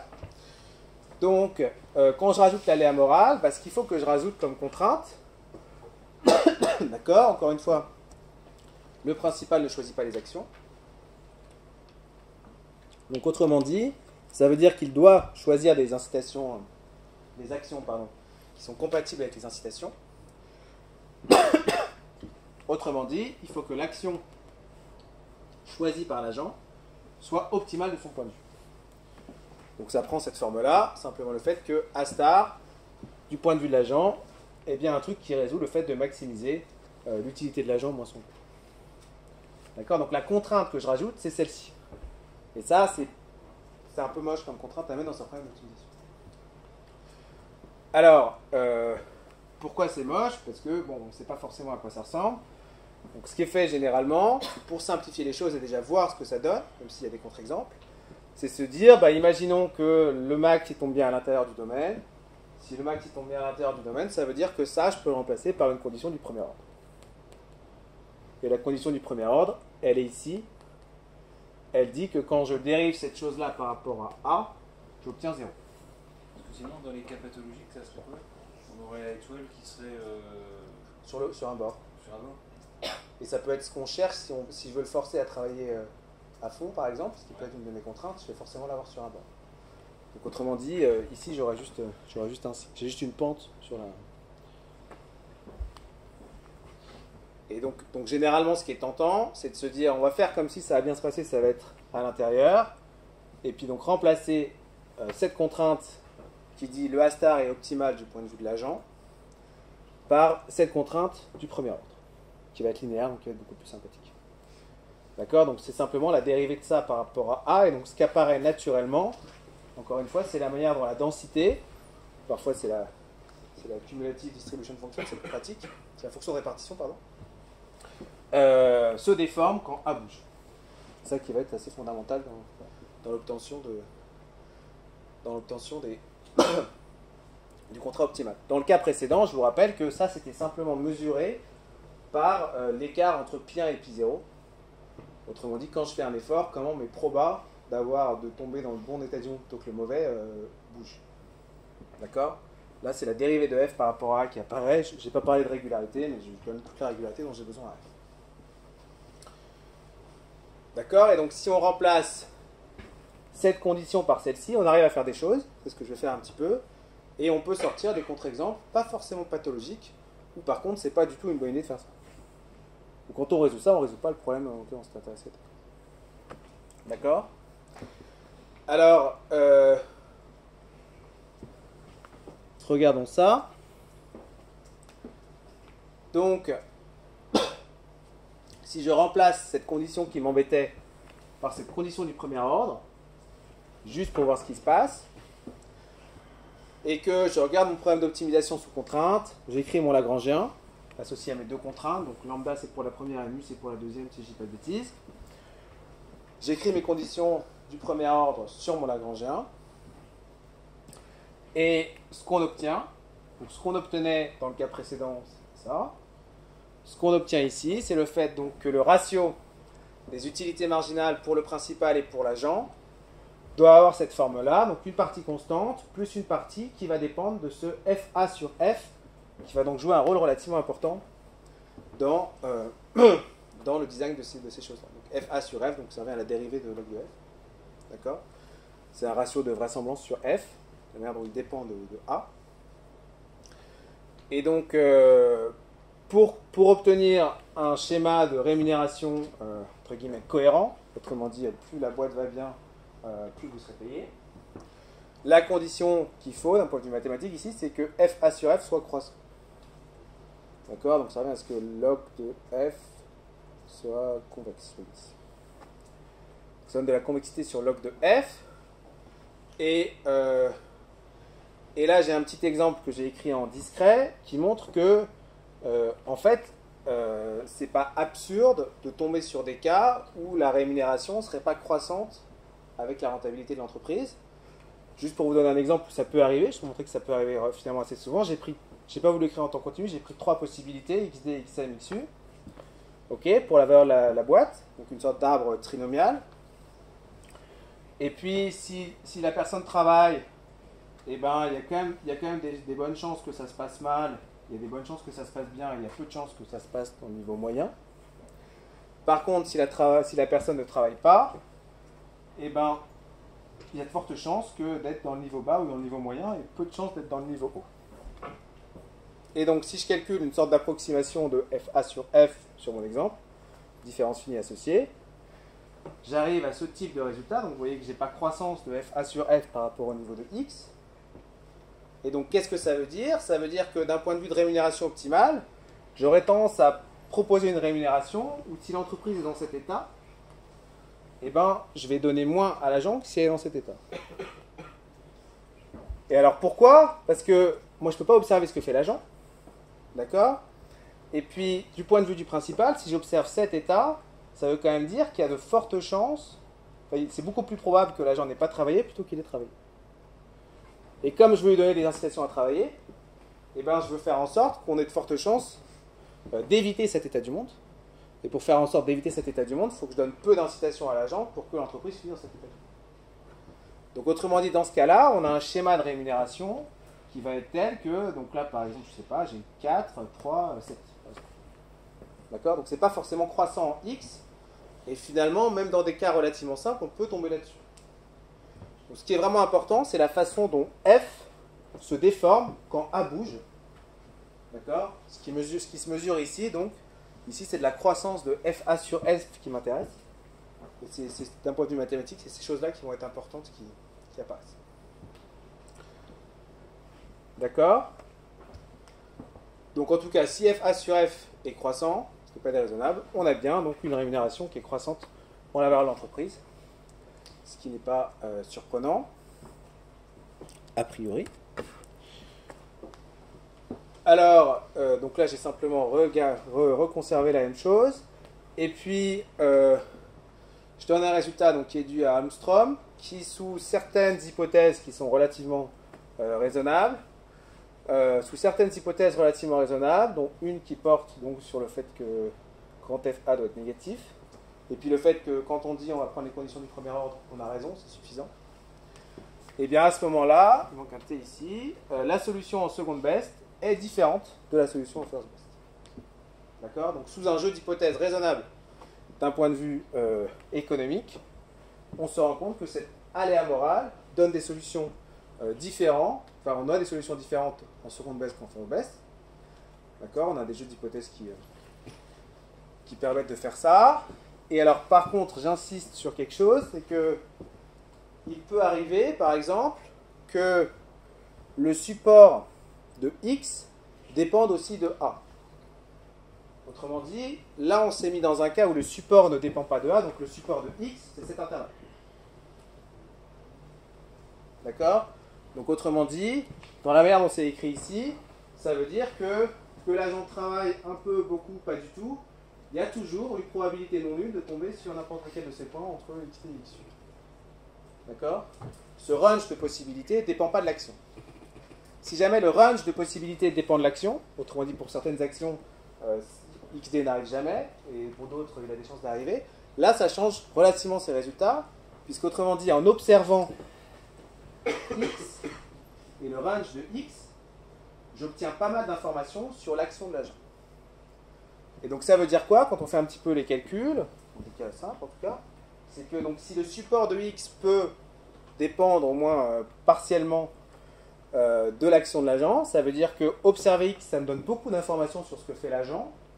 Et puis, on trouve assez facilement dans des cas où à ce moment-là, en seconde best, on peut retomber comme dans le cas du first best, puisque même si le principal n'observe pas l'action, en observant X, il a suffisamment d'informations sur ce que risque d'être l'action pour arriver sur des trucs epsilon optimaux en termes de first best. D'accord? Donc le fait que le support ici ne bouge pas, autrement dit que j'ai toujours autant de chances de récupérer chacun des états du monde, si je pense en trinomial ici, ça veut dire que moi je ne voudrais pas autoriser un truc ici où j'ai 0 par exemple. D'accord? Je veux que le support soit le même. L'ensemble des points possibles avec probabilité non nulle soit le même, quels que soient les types d'actions. Donc toujours est-il que si ce n'est pas le cas, ça change pas mal les résultats, et puis avoir des cas pratiques où ça arrive et pas non plus forcément surprenant. Et donc cette hypothèse est importante, je voulais juste la mettre en valeur. Le fait que même si F se déforme, même si les probas se déforment, eh ben, le range ne change pas. Quand j'avais pi0 et pi1, il n'y a pas un cas où je ne peux pas avoir pi0 égale 0 ou pi1 égale 0. C'est interdit. D'accord? Est-ce que vous avez des questions? Je voulais vraiment présenter rapidement ces modèles. Je vais sûrement un petit peu vite. Et sur, si je veux faire du numérique là, pour résoudre l'équation qui est... non, si je connais les multiplicateurs, c'est facile. Mais eux-mêmes, les multiplicateurs, pour les trouver de façon numérique, c'est facile ou c'est... Bah, si je me suis mis dans le cas où je considère que que je prends la condition du premier ordre, c'est de l'optimisation linéaire, hein, donc ça va bien se passer. Non, mais après, je veux dire, si je veux faire une résolution numérique... Ben, je veux dire, on va être sur des problèmes, après ça dépend du type d'utilité que vous prenez, mais si vous avez des coûts quadratiques, vous allez être sur des problèmes linéaires quadratiques ou numériquement, les choses ne se passent pas trop mal, ça répond à votre question. Mais les algos peuvent bien tourner relativement rapidement. Avec cette hypothèse que je considère que cette condition du premier ordre est bien cette simplification du problème. Je ne sais pas si ça répond à votre question. Si, non,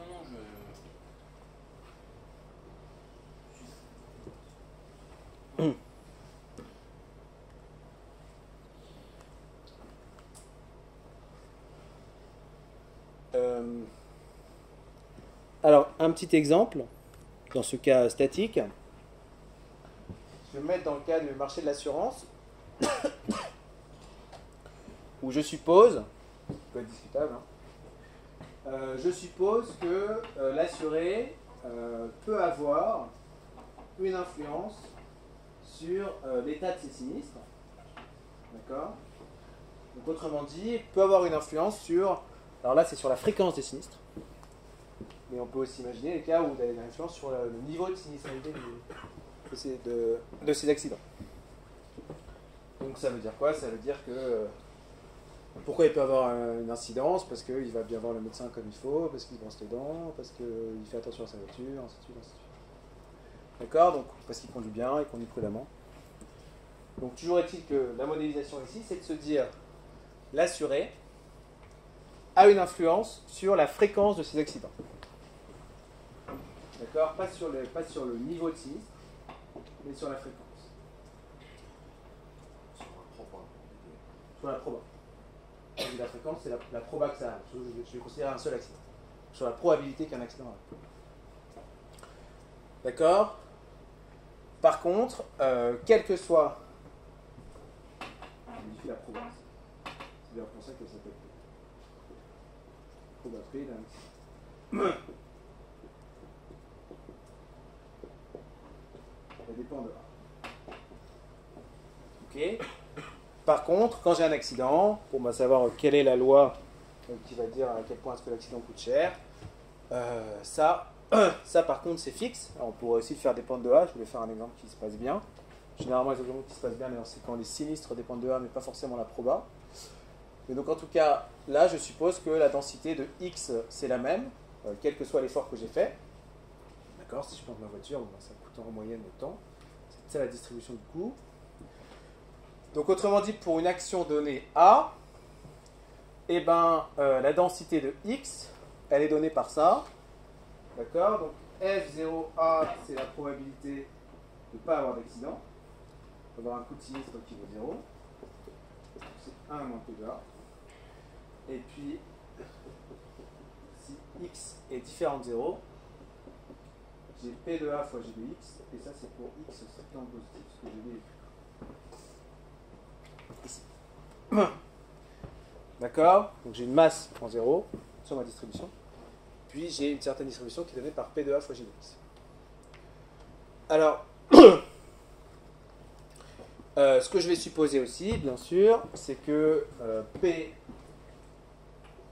de A décroît avec A. Plus je fais d'efforts, moins j'ai de chance d'avoir un accident. P' négatif. Donc si je reprends les calculs de l'exemple précédent, avec ces fonctions f et avec ces densités f, ça veut dire que le ratio de vraisemblance qui nous intéressait, donc FA sur F, va prendre cette forme-là, quand on fait le calcul.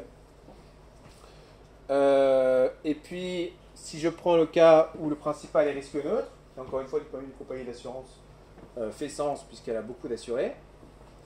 Si le principal est risque neutre, la condition qu'on avait, souvenez-vous, c'est le ratio, c'est l'utilité marginale du principal sur l'utilité marginale de l'agent, donc ça fait 1 sur l'utilité marginale de l'agent, qui est non plus constant, mais quand j'ai de l'aléa morale, je suis constant plus une constante fois FA sur F, qui prend donc cette forme-là.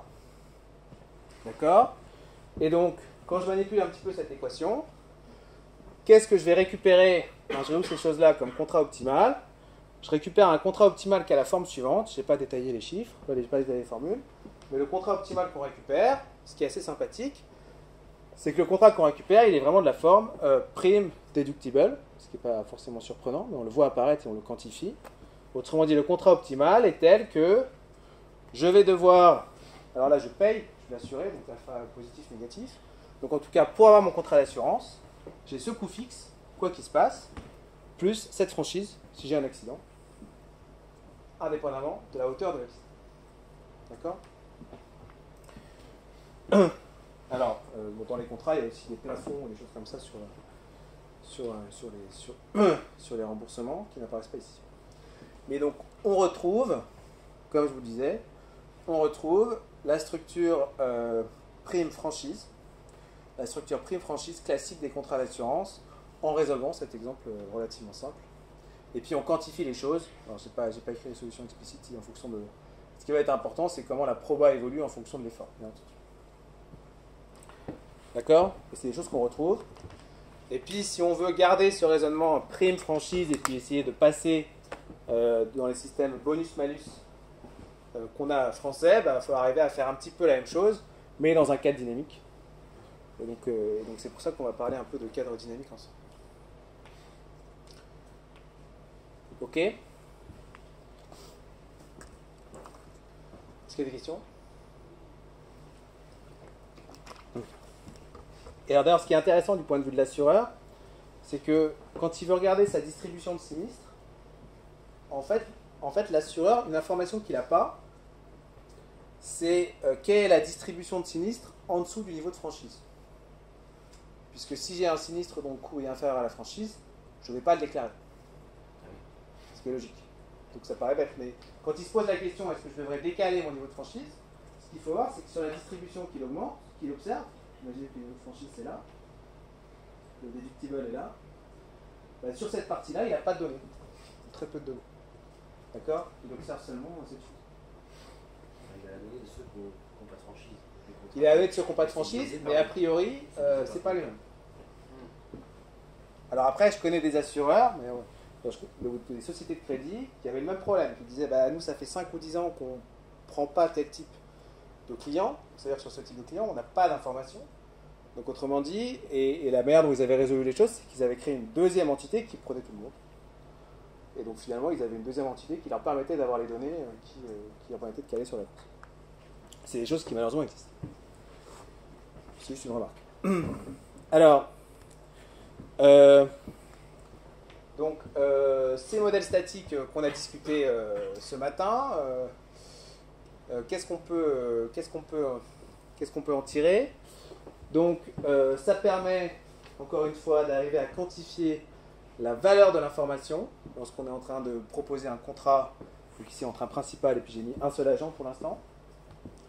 On quantifie la valeur de l'information en comparant donc les niveaux, first best, second best et third best, dont j'ai pas beaucoup parlé, même si on a compris qu'il fallait proposer des menus de contrat, justement avec des couples prime-franchise différents sur cet exemple, qui forcent les gens à s'identifier. D'accord. Quelles sont un petit peu les limites quelles sont les limites de cette théorie? Il y en a pas mal. Il y en a une qui est souvent remise en cause, c'est qu'on suppose que le principal, il a signé son contrat à la date 0 et puis il ne peut plus changer de vie. Autrement dit, le principal, il joue qu'une seule fois. Je vous dis, c'est une équipe de Stackelberg entre le principal et l'agent. On signe le contrat tout de suite. Il n'y a pas du tout de remise en cause. Il a vraiment fait un commitment sur ce qui allait se passer. Et donc, c'est là où, si on veut appliquer un petit peu cette théorie, alors par exemple, il y a un exemple que je trouvais intéressant sur tout ce qui était incitation du gouvernement à développer les énergies vertes il y a 10 ans. Entre il y a 10 ans et il y a 5 ans. Donc, incitation à l'éolien, photovoltaïque, en particulier sur le photovoltaïque.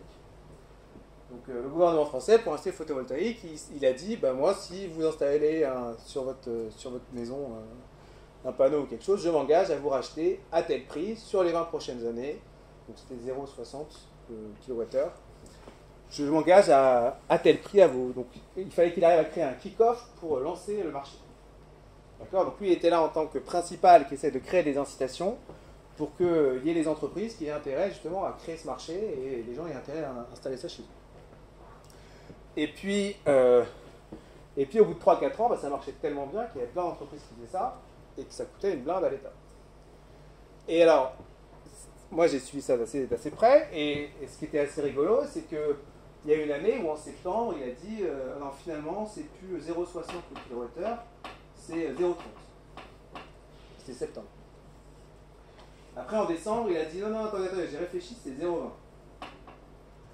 Et en février, il a dit non, attendez, on arrête tout, je vais réfléchir, je prends le temps, et puis je vous annoncerai cet été combien c'est.